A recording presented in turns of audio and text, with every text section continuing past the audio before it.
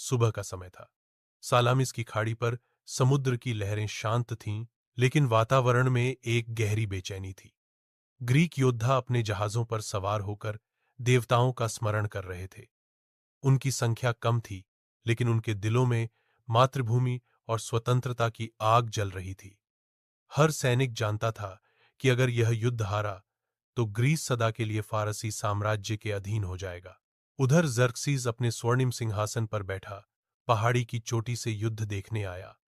उसे पूरा विश्वास था कि उसकी विशाल नौसेना ग्रीकों को कुचल देगी।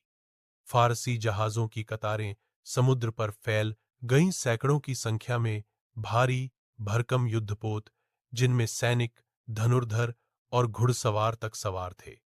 यह दृश्य ही डर पैदा करने वाला था। लेकिन थेमिस्टोक्लिस की योजना अब काम में आने लगी। जैसे ही फारसी जहाज संकरे जलडमरू मध्य में प्रवेश करने लगे, उनकी पंक्तियां टूटने लगीं। बड़े बड़े जहाज आपस में टकराने लगे और उनका संतुलन बिगड़ गया। ग्रीक जहाजों ने इस अवसर को भांपकर तेजी से हमला शुरू किया। छोटे, हल्के जहाज बिजली की तरह घूमकर दुश्मन पर टूट पड़े। ग्रीक योद्धाओं ने पूरे जोश से युद्ध घोष किया, स्वतंत्रता या मृत्यु। उनकी टक्कर इतनी भीषण थी कि फारसी जहाज एक एक करके डूबने लगे। ग्रीक तीरंदाजों और भालाधारियों ने दुश्मनों को समुद्र में धकेल दिया।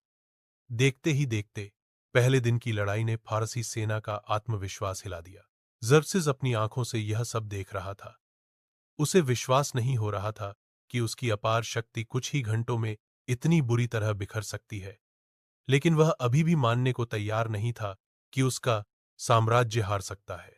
पहला दिन ग्रीकों के पक्ष में गया। अब असली परीक्षा आने वाले दिनों थी।